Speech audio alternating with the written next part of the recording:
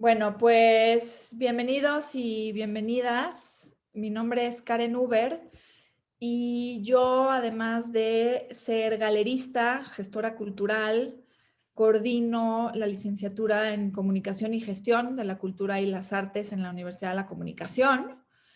Y pues como parte un poco y necesidad de también hacer otro tipo de programa cubriendo otras necesidades de profesionistas, de la misma cuestión de gestión cultural que pues muchos de nosotros que nos dedicamos al arte y la cultura tuvimos que aprenderlo por la práctica y trabajando ya en instituciones, en iniciativas privadas. Sin embargo, el tema de gestoría, de gestionar, de estar involucrado en la ejecución de proyectos de arte y cultura, pues creo que todavía hay un nicho mucho de aprendizaje y mucho también de necesidad de conocer un poquito más las herramientas de marketing para las artes, sobre todo, ¿no? De saber situarse en la escena, de saber conocer cuáles son las vías para gestionar, administrar los proyectos, tanto financieramente o en general de logísticas, como también la comunicación. Y entonces, justo esta plática nace, estamos haciendo cada miércoles del pasado, tuvimos al profesor Alejandro López, que habló de gestión o obtención de fondos. Tenemos a Alberto Ríos de la Rosa, que ya lo presentaré y le daré la palabra para empezar con la plática. Él da el módulo de proyectos culturales. Tendremos también próximamente a Maricruz, que es directora del Departamento de Comunicación del Museo Jumex. Y bueno, cada uno de estos profesionistas justo van a dar estos módulos. Arrancamos el diplomado y este módulo, el diplomado en realidad funciona y es para aquellos y aquellas que quieren iniciar un proyecto o ya están en un proyecto de arte y cultura. Y la naturaleza de la planeación de el diseño, digamos, curricular y todo de planeación, en realidad es pensando en estas personas que tienen estos proyectos o van a iniciar para entrar en un módulo que es de proyectos culturales. Entonces ahí el prospecto, el estudiante se sitúa en qué tipo de proyecto está, en qué tipo de proyecto existen en la iniciativa de gobierno, en privada, en México, cómo ha evolucionado esta gama diversa, que es lo que nos platicará Alberto. También, una vez situándose, podemos entrar al módulo que se me olvidó, al módulo de marketing para las artes, es decir, qué necesidades tiene mi proyecto, cómo consigo por relaciones públicas, por tú me das, yo te doy, por estrategias de diferentes índoles, cómo consigo lo que necesita mi proyecto, sabiendo qué es lo que necesita. Entonces viene el módulo de gestión o obtención de fondos, para saber cómo sacar fondos, que es una cosa ahorita elemental. Tengo un gato aquí, perdón.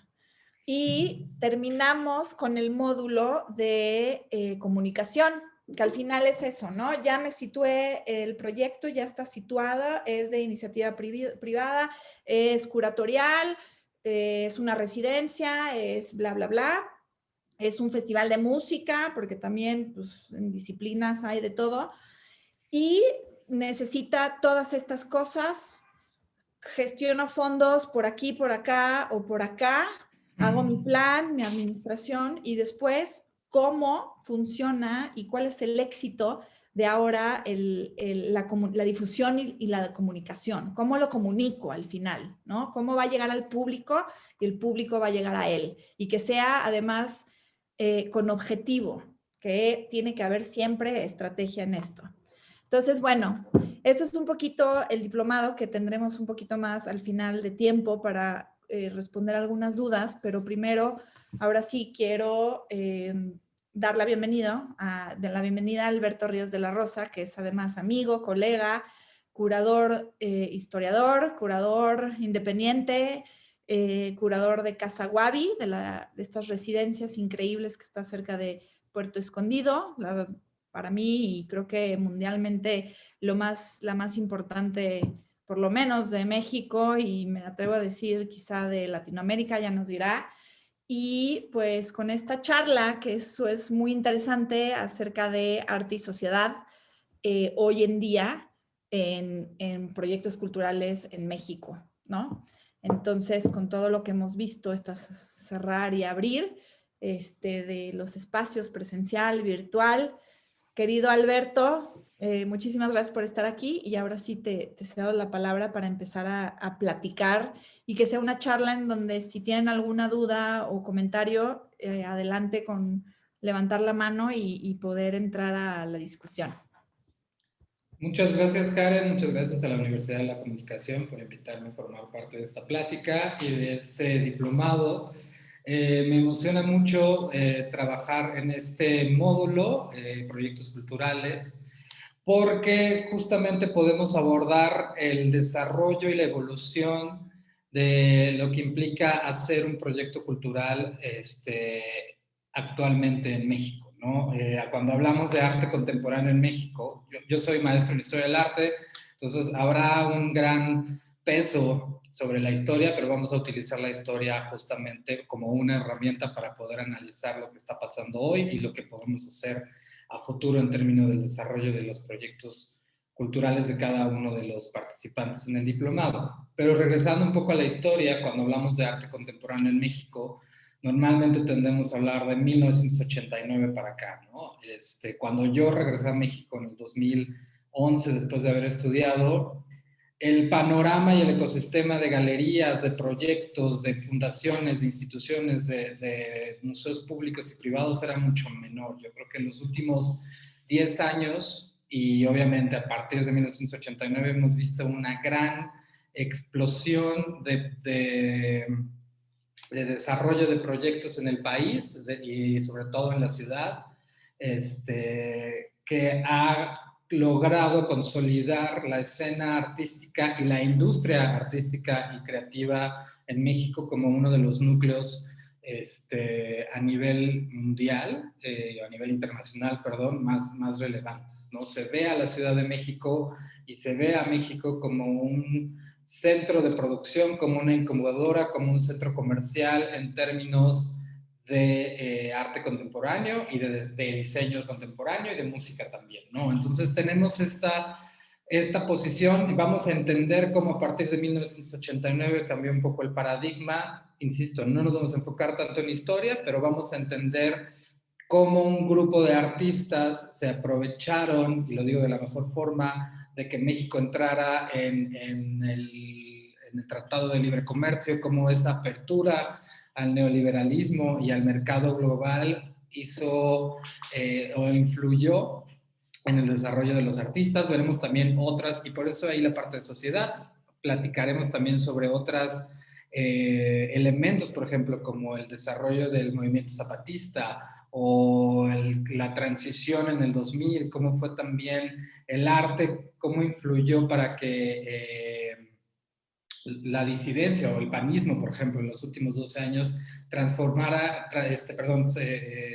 consolidara también una suerte de impacto en la sociedad. Se habla del arte y de la cultura como un soft power, como un poder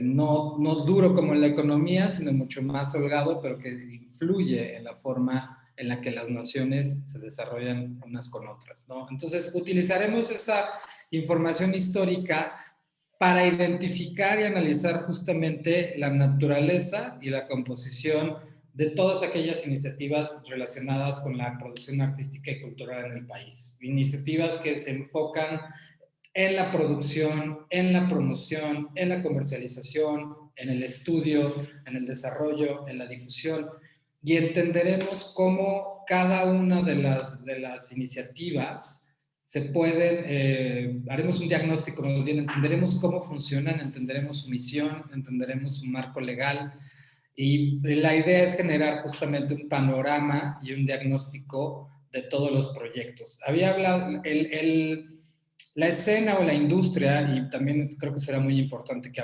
dejemos de hablar de una escena y comencemos a hablar de una industria, y lo abordaré en un momento. en México está muy centralizada, ¿no? La mayoría pasa en la Ciudad de México, pero no por ello entendemos o dejamos de ver otras ciudades. En este curso vamos a ver justamente qué es lo que pasa en Guadalajara, ¿no?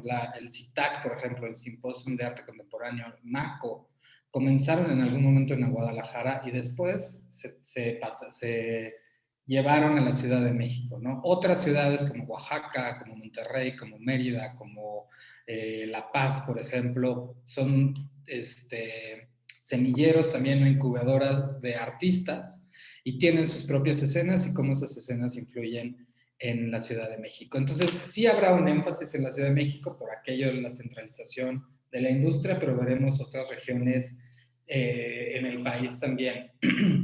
El modelo va a funcionar como una introducción que le va a permitir al alumno situar sus propuestas. Si tienen una idea de un proyecto, una propuesta de proyecto, como lo había dicho Karen, se situará justamente en este diverso ecosistema de proyectos en el país. Ha surgido, obviamente, me atrevo a decir hasta hace 10 años, teníamos catalogaciones muy definidas de aquello que era, de cómo se inscribió un proyecto. Yo creo que en los últimos años hemos visto una evolución hacia proyectos más híbridos, ¿no? Hacia proyectos que complementan el ecosistema desde una forma híbrida, muchos de ellos también llevados por los propios artistas, por autogestionados. Entonces aprenderemos a analizar justamente las herramientas y características de cada proyecto y a partir de ello pueden ustedes reformular y desarrollar sus propios proyectos en conjunto con los otros módulos. Les decía anteriormente qué entendemos como por qué dejar de hablar de una escena y hablar de una industria. El año pasado, algunos de ustedes se habrán dado cuenta que hubo un gran debate en el desarrollo del apoyo institucional y gubernamental a las iniciativas culturales.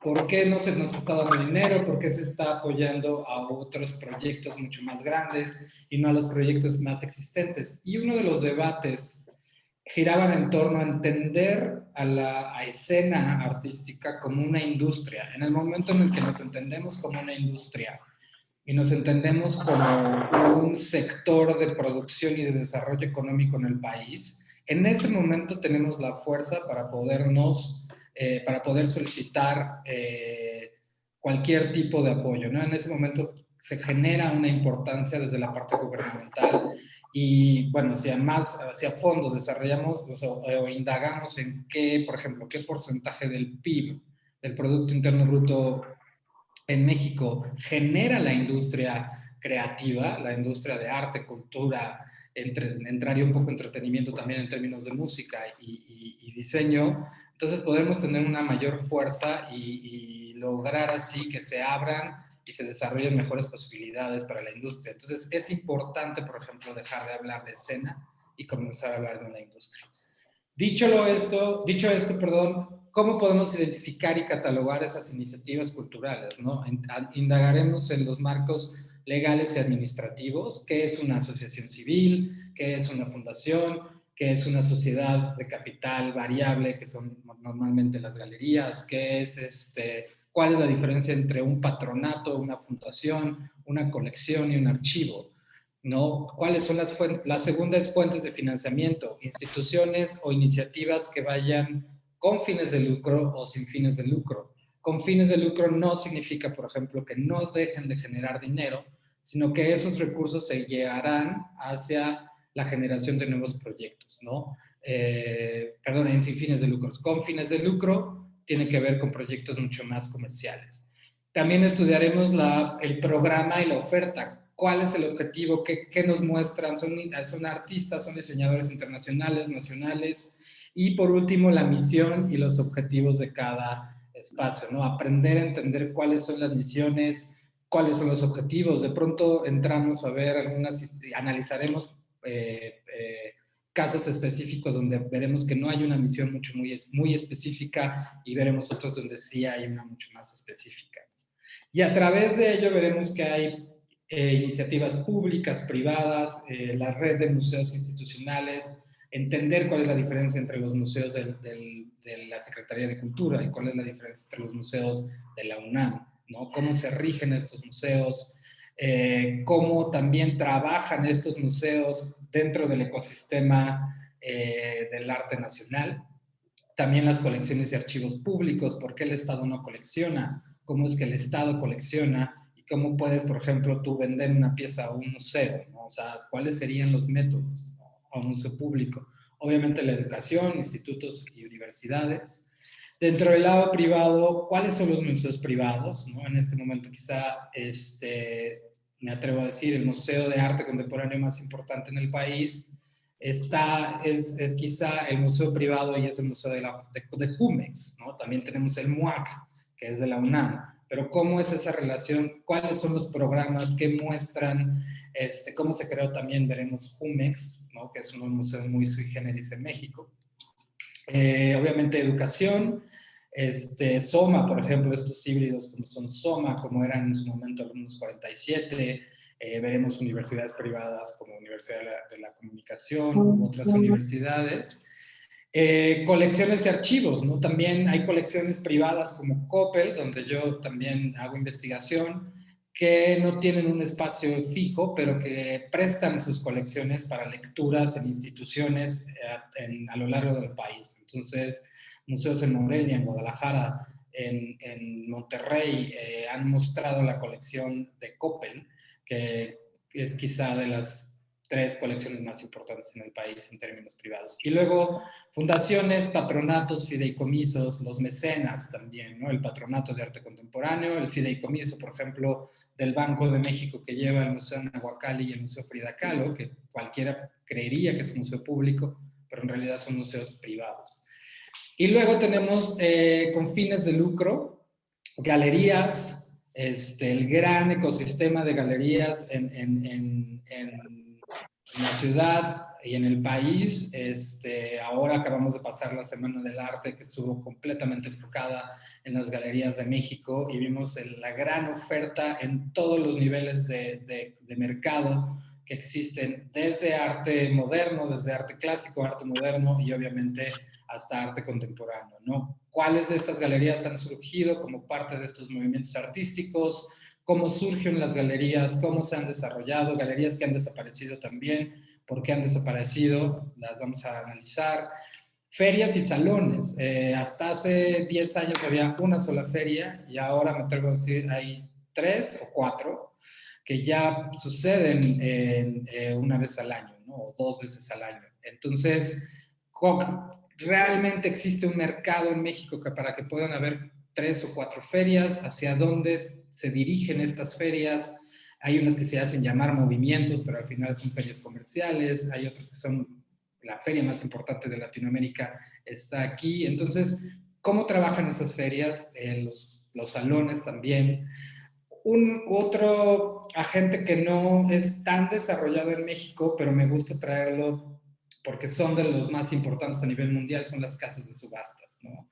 Sotheby's y Christie's, que son las casas de subastas más importantes, hay otras también como Philips, etcétera, llevan o dictan los precios o las tendencias de mercado de una forma descomunal a nivel internacional. En México no tienen una presencia tan grande, veremos por qué no tienen una presencia tan grande. Quizás porque el mercado estadounidense está demasiado cerca y entonces hacen estas, no sé, exhibiciones o subastas de arte latinoamericano donde tienes muy poco mexicano con una mezcla de algo más, pero realmente existen casas de subasta en México, pero no tienen la fuerza que tuvieran en otros ecosistemas comerciales.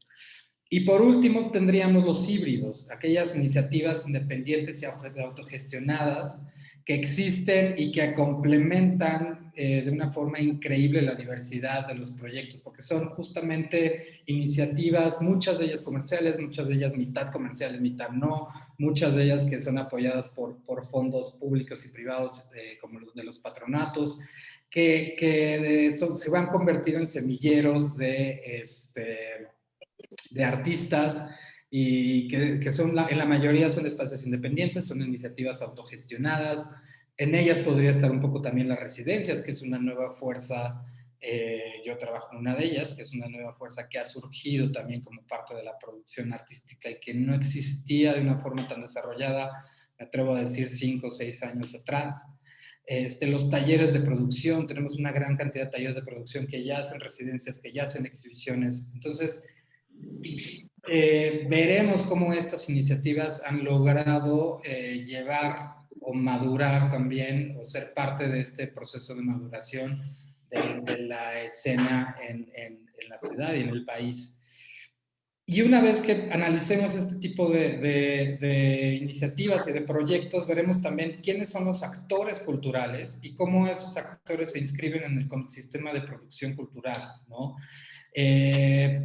Estudiarlos y analizarlos de acuerdo a su función, ver dónde también entra cada uno de los participantes del diplomado, cuáles son aquellos actores que son productores, cuáles son los que producen algo y cuáles son los que consumen, ¿no? Tenemos los artistas, obviamente, que al final son o deberían de ser el centro o el núcleo más importante. También tenemos, obviamente, curadores, gestores. La figura del curador es muy reciente, o sea, se desarrolló a partir de los años 70 y evolucionó en los años 80 y 90.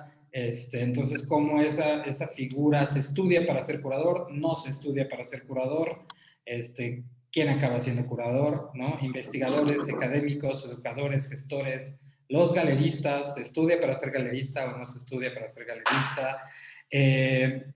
Y también aquellos que consumen, coleccionistas, audiencia y público, los mecenas, los filántropos, y aquellos que de nuevo producen, museógrafos, talleres de producción, administradores. Es importante entender en esta industria quiénes somos y cómo trabajamos y qué es lo que hacemos. Entonces, toda esta información va a ser crucial para que a través del curso del diplomado y en conjunto con otros módulos puedan realmente desarrollar proyectos culturales, ya sea replicando o reformulando las mismas herramientas que existen en este panorama. Muy bien, ¿no? Muchas gracias, Alberto. Gracias. No sé si por ahora hay alguna duda del público que tenemos aquí. Y si no, la verdad es que a mí sí me gustaría preguntarte un poquito, Claro. ¿cómo ves tú que por la naturaleza de tu trabajo, de estar en este intermedio entre el artista, el público, lo que se tiene que mostrar, lo que viene fuera, esta amplitud y esta visión que tienes de, en realidad, el arte es uno de los lugares donde se junta el mundo y se hace chiquitito, ¿no? Entonces, comparando justo a México con todo el panorama internacional, ¿cómo ves los últimos años que se ha desarrollado pues, todas estas iniciativas, estos talleres de producción? ¿Cómo ves toda esta industria, como bien lo dices, hoy en la sociedad y cómo afecta también? Porque siempre ha afectado, pero al final la historia se está escribiendo y justo vamos a leer de ella al rato, en unos años, pero gente como tú que está investigando todo el tiempo, me gustaría muchísimo que nos contaras esa visión de cómo estamos en sociedad infectados del arte. Yo creo que en una sociedad como la de la Ciudad de México, que creo que es la segunda ciudad con mayor número de museos a nivel mundial, es latente. O sea, se consume arte de una forma directa o indirecta, mayormente a través de las iniciativas públicas, ¿no? Mayormente a través de los museos. Se educa para que se visiten a los museos.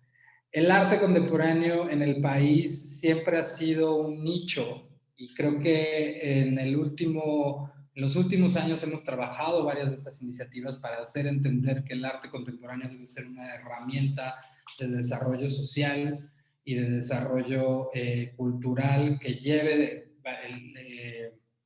hacia un desarrollo económico a la larga. O sea, una parte de hacer de esta industria una industria es dar a entender que a través de la producción de exhibiciones, a través de la producción de obra, a través del intercambio entre los artistas y la sociedad, se puede generar una, no solamente una economía cultural y de entretenimiento artística, sino también un avance, un progreso social y un avance y progreso sí, social a través de lo cultural, ¿no? Lo hemos visto, o sea, es palpable, sí existe todavía, no es, quizá no tiene el mismo impacto que tuvieran otras economías, otras industrias u otras iniciativas en términos de sociedad, pero es paulatino, ¿no? Por ejemplo, un caso en términos, por ejemplo, del soft power que hablaba hace un momento, ¿no? La exhibición México, Esplendores de 30 siglos, funcionó para que México pudiera entrar en el Tratado de Libre Comercio en los 90 con el gobierno de Salinas, pero también funcionó para reconstruir una idea de qué significaba ser mexicano, que lo llevó Octavio Paz, el ensayo de Octavio Paz es increíble, qué significaba ser mexicano en los años 90. Esa exhibición fue crucial, terminó en el Metropolitán y luego viajó a México y se mostró en el recientemente abierto entonces el Colegio de San Ildefonso. Y a partir de esa identificación de qué es lo que significaba ser mexicano en los años 90, se transformó en entrar a México o meter a México en el Tratado de Libre Comercio, y se supone que con las falacias y contradicciones que ello representara, hubo una implicación directa en el desarrollo tanto social como cultural que llevó a la escena de los años 90 en México, ¿no? Consolidada después por algo como Jumex. Entonces, es más latente desde el lado del museo, desde el lado de lo público. Obviamente, la decisión de las políticas públicas culturales va a tener una implicación y una consecuencia tremenda en los siguientes años. Lo veremos ahora. Ahorita estamos teniendo history in the making, ¿no? La historia se está formando con estas decisiones de trabajar en Chapultepec. ¿Qué implica el proyecto de Chapultepec? Y yo sé que es completamente controversial y no caeré en controversias, pero ¿qué implica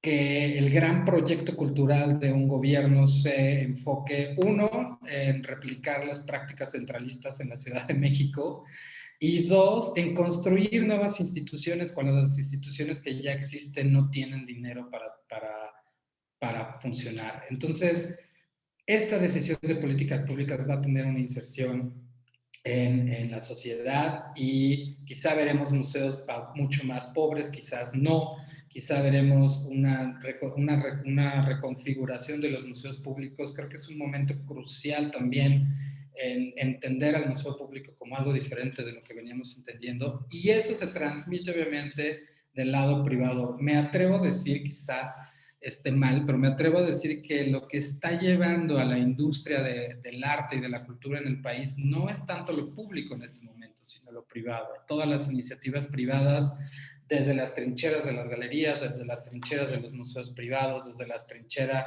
de las ferias, de los patronatos,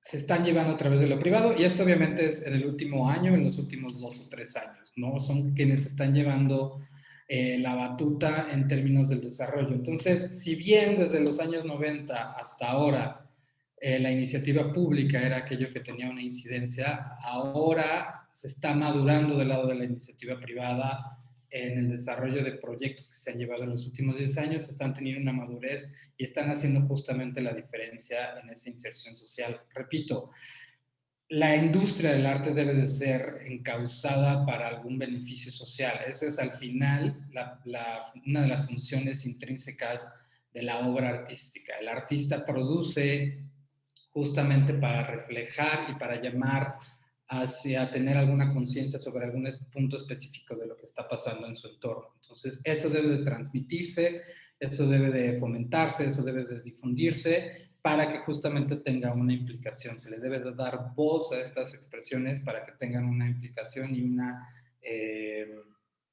efectividad, tanto positiva como negativa, en la sociedad, ¿no? Pero que sean, pero que sí, que tengan un impacto, y eso se tiene que fomentar.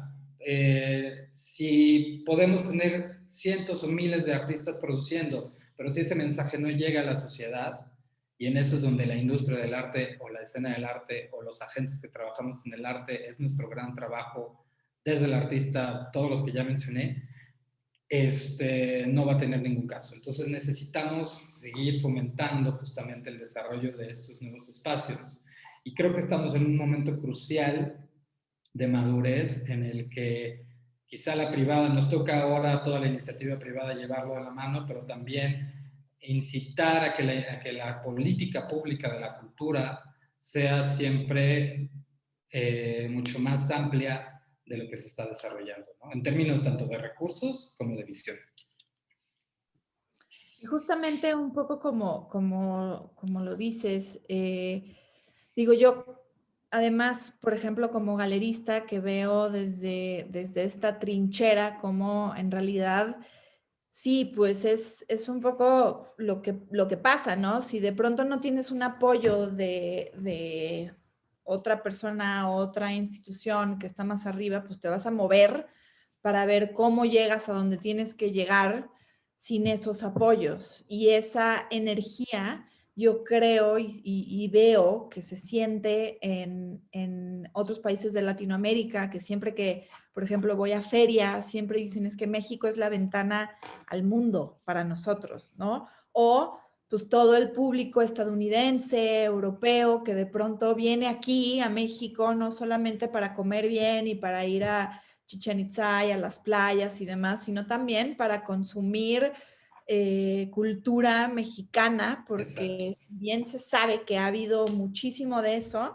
Siento que ahorita esa energía de tener que llegar y hacer y esa necesidad de posicionarse y de ponernos en el mapa está haciendo no solo que hayan más artistas, más proyectos, más iniciativas, y justo la clave de todo esto y lo que yo invito también a que veremos en el diplomado es hacerlo con estrategia, ¿no? Porque como bien dices, si el arte no llega a la sociedad, a veces eso es bien difícil cuando eres galerista, que crees que, pues claro, yo tengo artistas que tienen un discurso social muy claro, pero habrán otros que no necesariamente, pero están más en la esencia de qué es la pintura y qué está pasando hoy en la pintura, ¿no? No necesariamente va a llegar a la sociedad, como por ejemplo un proyecto que donde estás ahorita, en Casa Wabi, que se me hace súper interesante e importante, donde ahí no solamente artistas van a desarrollar y a trabajar con técnicas que a lo mejor no normalmente trabajan, que van a experimentar, que les sirve muchísimo para el crecimiento de su propia cuerpo de obra y su línea, pero también esta parte que es fundamental de dejar ese know-how y esa expertise y eso en la sociedad, ¿no? Como trabajar barro y hacer un mural de barro en una escuela, ¿no? O pintar las sillas del comedor, y cómo llega, en este caso sí es muy claro esta parte de sociedad. Pero aquí, por ejemplo, ¿cómo? Esa es ahí la pregunta, ¿cómo hacer que mi proyecto resalte ante todos los que hay alrededor? ¿No? ¿Cómo me distingo? Yo creo que aquí es importante entender el ciclo de producción. Digo, Wabi es un ejemplo muy, como dices tú, muy obvio de arte hacia la sociedad, ¿no? Porque trabajamos con 14 comunidades que no tienen acceso a un cine, a un museo, a una galería o a un artista en un radio de 6 o 7 horas. A bibliotecas sí, y esos han sido esfuerzos increíbles que han hecho algunas comunidades por mantener sus bibliotecas. Pero entonces, Wabi es como muy obvio, pero cuando, por ejemplo, como galerista, dices, ¿cómo, si es un negocio y tengo que seguir promocionando a los artistas, porque también es un negocio, es cómo tiene una inserción de sociedad, ¿no? Creo que aquí es entender el ciclo de producción, ¿no? Tenemos un artista y para que el artista produzca, debe de haber una política pública que fomente una educación hacia el artista. ¿No? Debe de haber una política pública también que fomente un desarrollo como el FONCA, lo ha sido en su momento, y ahora le llamarán de otro nombre, pero que fomente, y fomente significa que le dé recursos para que el artista pueda tener un estudio, produzca. Pero también ahí el artista llega, por ejemplo, a la galería, ¿no? Y la galería se encarga también de ser un recurso de producción en muchos de los casos, pero también de darle visibilidad. Entonces, es entender que la galería es parte de este engranaje, la galería o la feria, el salón, lo que tú quieras, y entonces la galería va hacia la feria, y la feria se le da visibilidad y de pronto llega un museo y en ese momento el museo, el curador del museo logra que el artista se muestre en el museo y ahí estás, o sea, trabajamos todos en un engranaje. Entonces este ciclo de producción y de difusión en el que tienes a residencias, ¿sabes? Identificar quiénes son los que te ayudan a producir, quiénes son los que te ayudan a difundir, y dentro de esa difusión pueden haber negocios y puede haber for profit, y quiénes, perdón, con fines de lucro, y quiénes son los que te ayudan a llevar ese trabajo hacia la sociedad también. Pero al final somos todos, al final somos, de nuevo, un engranaje, y luego obviamente ya que se exhibe, tienes la parte de la educación, ¿no? Los que te ayudan a estudiar, a analizar, a digerir, para volver a generar información que de alguna u otra manera continúe influyendo en la sociedad o continúe influyendo en otros artistas. Entonces, se peca mucho de que la industria del arte trabaja para sí mismo, pero creo que si logramos romper en muchos casos ese cliché que se tiene demostrando que este ciclo de producción sí tiene una incidencia en la sociedad y buscar que se generen más iniciativas independientes o gestionadas, por ejemplo, que es donde se da la mayoría de las experimentaciones, o con galerías muy jóvenes, ¿no? Tú en tu caso ya tienes más 5 o 6 años, ya se me va, son Vamos para 7 años. 7 años ya. Pero también has tomado unas decisiones ya mucho más de empresa, pero en el momento en el que abriste también era, por ejemplo, tener una galería especializada en pintura, en ese momento era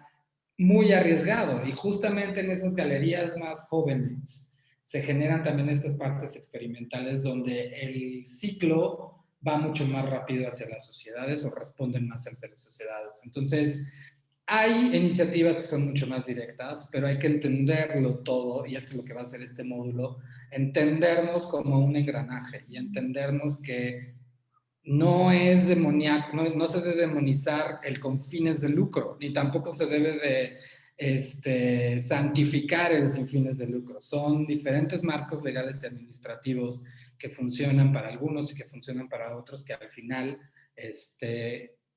generan o construyen esta industria y esta escena en la que trabajamos, ¿no? Y ahora, sí está un poco más específico hacia el arte contemporáneo, hacia el arte en general. Si hablamos de danza, por ejemplo, si hablamos de teatro, habrán otras iniciativas también que se complementen o que se cambien. Obviamente no habrá museos, pero habrá teatros. Habrá teatros comerciales y productoras comerciales versus teatros de la UNAM o teatros públicos, ¿no? Es un poco diferente si queremos irnos más hacia el teatro y la danza. Trataré de hacerlo lo más universal posible, aunque obviamente mi área es más de las artes, todas las artes, perdón, plásticas, perdón. Justo, no sé, por ejemplo, los y las asistentes que están aquí, si tienen algún interés en particular, sobre todo, bueno, con esta plática, si desarrollan ya algún proyecto artístico, si ya están trabajando en alguna iniciativa o van a tener o están pensando en este tipo de iniciativas, no sé, nos gustaría escucharlos un poquito, alguna pregunta digo, desde la trayectoria de Alberto, del diplomado, etcétera.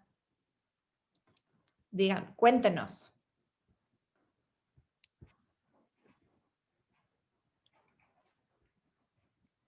¿O no?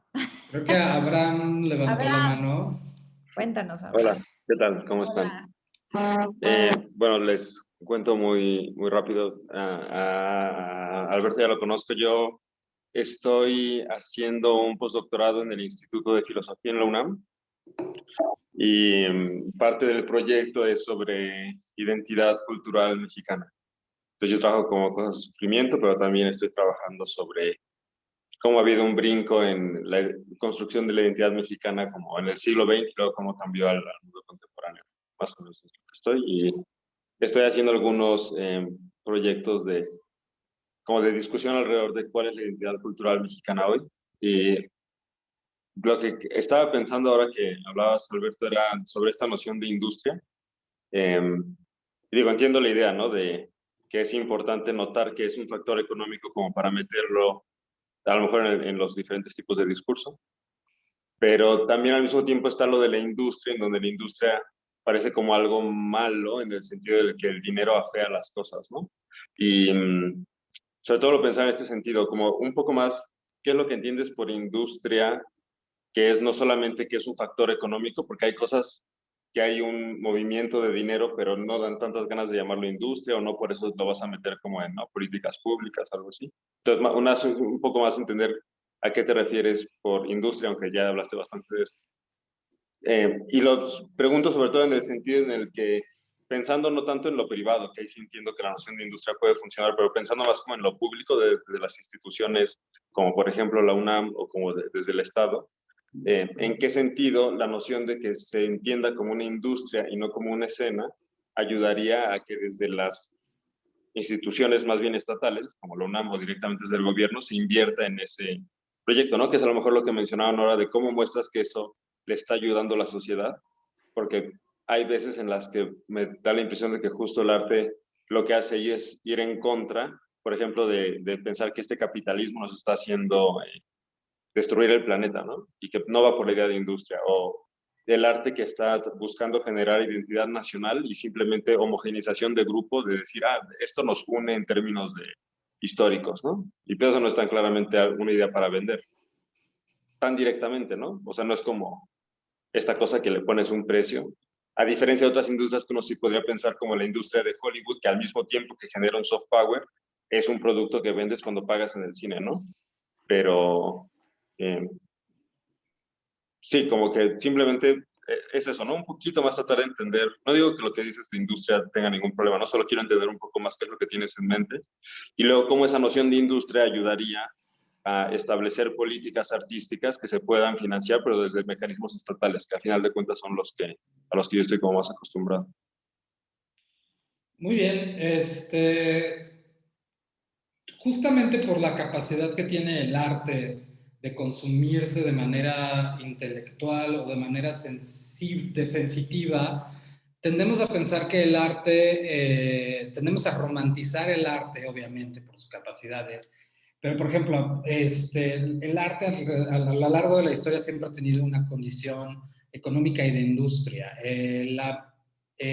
Vayámonos al Renacimiento, las grandes piezas del Renacimiento italiano, por ejemplo, se hacían en talleres. Y esos talleres eran más bien, o se les consideraba más bien como talleres de producción artesanal que se iban pasando de una a otra. Entonces, cuando quiero decir industria, quiero decir un sistema de intercambio de recursos, no nada más de dinero. Ahí pueden ser recursos materiales, recursos económicos, recursos intelectuales, recursos culturales. Si para llegar a pedir recursos al gobierno, el gobierno tiene que considerar, o en una industria, en una escena, perdón, en una nación, sociedad o relación sociedad-gobierno como la mexicana, el gobierno tiene que considerar que se generan inversiones para que esas inversiones puedan a corto, mediano o largo plazo generar recursos que vayan de vuelta hacia el gobierno. La escena del arte o la escena cultural en México no se ha posicionado como una industria que llegue a la Secretaría de Cultura o a la Secretaría de Hacienda y se le diga, generamos tanto en Producto Interno Bruto anualmente y por lo tanto estos pueden ser los dividendos que puedes tener en diferentes niveles de recursos, ya sea impuestos o ya sea retorno a tu inversión a través o reflejado en este Producto Interno Bruto. Hasta ahora no existe un análisis en México de cuánto se genera en términos de monetarios, cuánto genera la industria, dígase de museos, de galerías, de teatros, o sea, no existe como tal en términos de la industria creativa. El cine sí, porque recuerda que el cine en México siempre se ha cosido aparte. El cine sí se presenta como una industria. Entonces, el cine tiene, cuando, por ejemplo, Efiartes, lo más que puedes pedir, creo que ahora ya cambió, pero lo más que podrías pedir eran creo que 2 millones de pesos para un proyecto, ahora cambió a 5 millones. Eficine, nos vamos a los 20 millones. ¿Por qué? Porque se ve que el retorno de inversión a través de la gente pagando boletos para ir a ver al cine es mucho más rápido. Entonces, Eficine va a lograr tener un retorno de inversión, o Coprocine, o todos estos programas alrededor del cine. Ahí se ve como una industria. El arte todavía no. ¿Por qué? Porque el arte siempre se ha visto como que el gobierno tiene que pagarle a los artistas para que produzcan. Y entonces se ven como recursos muertos. Y así se llamaban las partidas, no sé si ahora en la nueva administración, pero hasta las administraciones anteriores había cosas que se llamaban recursos muertos, que era que tú ibas a dar dinero sin recuperar. Y muchos de ellos se iban a las partidas gubernamentales en términos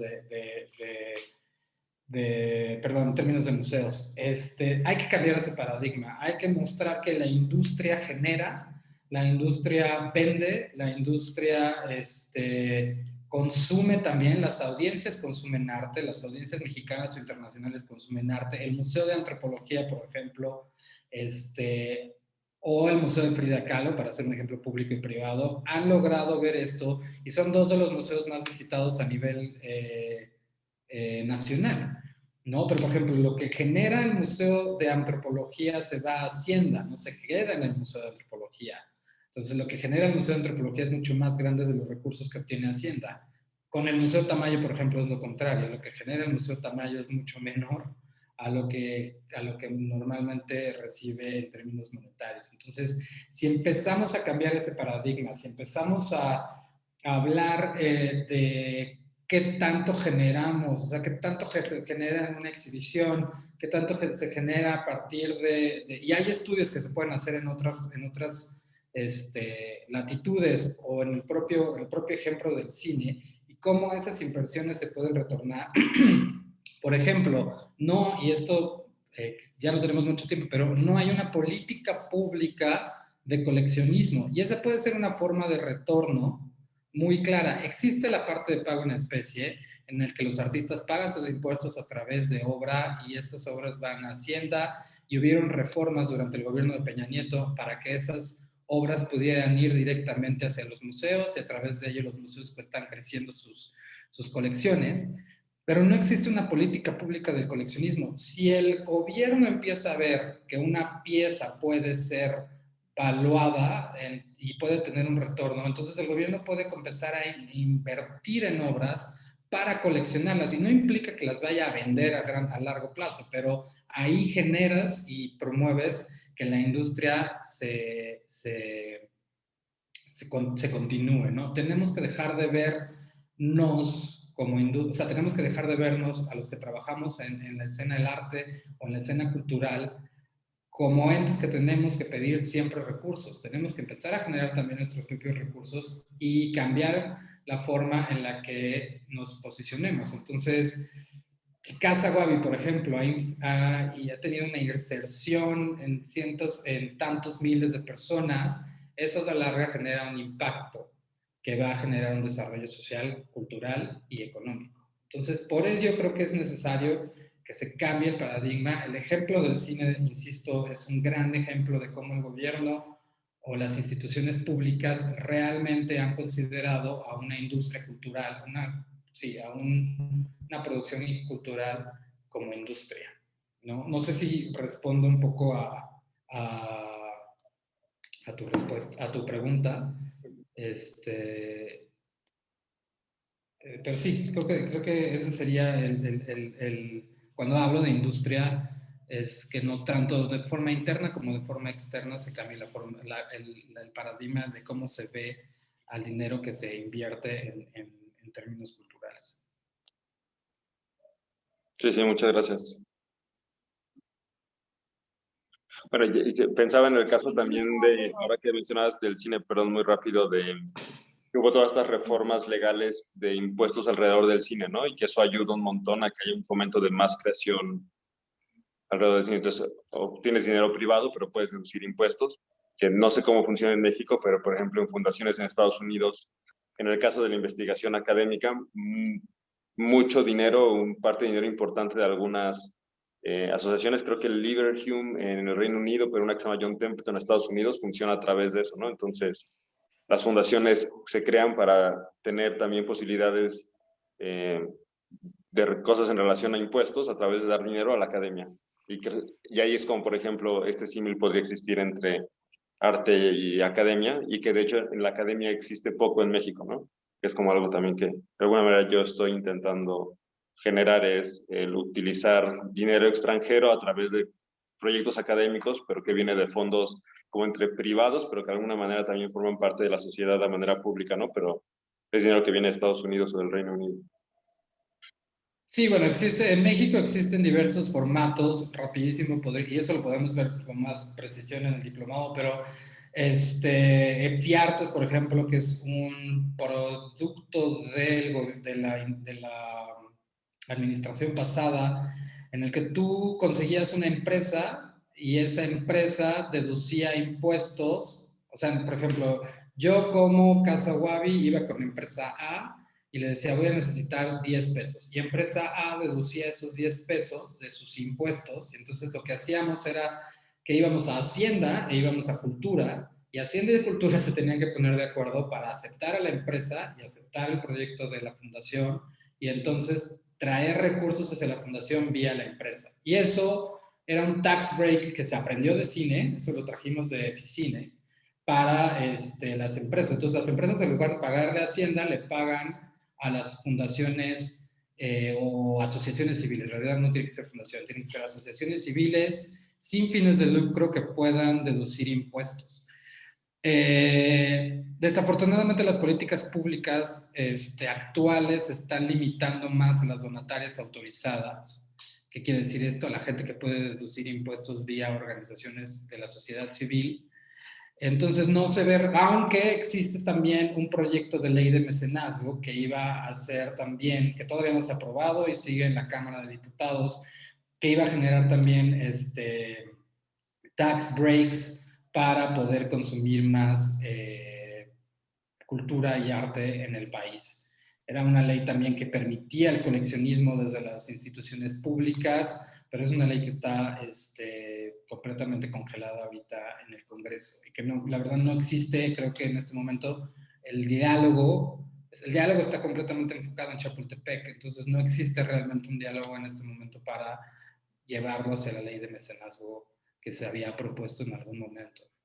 Ojalá que sí, de verdad, esperamos creo que muchos en esta industria esperamos que puedan existir más estas leyes, pero de nuevo, el cambio tiene que venir desde adentro y empezarnos a mostrar como agentes que tienen una incidencia económica y social en el país, y no como gente que nada más está pidiendo dinero, ¿no? Claro. Pues muchísimas gracias a todos y todas. Me encantaría que pudiéramos seguir hablando. Creo que apenas está poniendo un poquito más en forma. Con mucho gusto podremos hacer alguna otra plática más adelante también. Y bueno, el diplomado arranca el 22 de mayo. Si estuvieran interesados, interesadas en sí tomarlo, el tema de precios y demás, eso lo podríamos ver con la gente de admisiones que está aquí conectada, que ahorita creo que no pueden poner la cámara porque están en otras cosas, pero no hay problema porque pueden dejar sus datos, su correo en el chat para que ahí, de todas formas, si ya se inscribieron al Zoom, pues por supuesto que tienen los datos. Así que agradezco nuevamente a Alberto. La verdad es que me dan muchas ganas de incluso estar en el módulo y escuchar desde tu voz toda esta gama y abanico de iniciativas y posibilidades, y justo porque toca, ¿por qué no?, inventarse nuevas, ¿no? Sabiendo el poder es información, sabiendo lo que hay, podremos manejar y podemos avanzar con nuestros objetivos. Así que, pues nada, esta es la plática número 2 del Diplomado Marketing para las Artes en la Universidad de la Comunicación. Arrancamos el 22 de mayo, o sea, muy pronto. Y a todos los que están aquí, que se dieron el tiempo, que prendieron sus cámaras o que están escuchándonos, muchísimas gracias. Gracias, Alberto, por estar aquí, por darnos esta fuerza de este módulo. Aquí está admisiones para el último mensaje. Y bueno, otra vez a todos los asistentes, muchísimas gracias. Muchas Así es. gracias, Karen. Gracias, Karen. Gracias, Alberto, por tu tiempo. Gracias por esta plática. Y ya les dejé en el chat mi nombre, mucho gusto, Elisa González, y mi celular. De todas formas, yo mañana me pongo en contacto con ustedes para darles más detalles acerca de este diplomado y de las siguientes pláticas que vamos a tener. Muchas gracias, Karen. Muchas gracias a la Universidad de la Comunicación. Los esperamos en el diplomado, va a estar bueno. Exacto. Así es. Gracias. Gracias. Buenas noches. Hasta luego. Chao.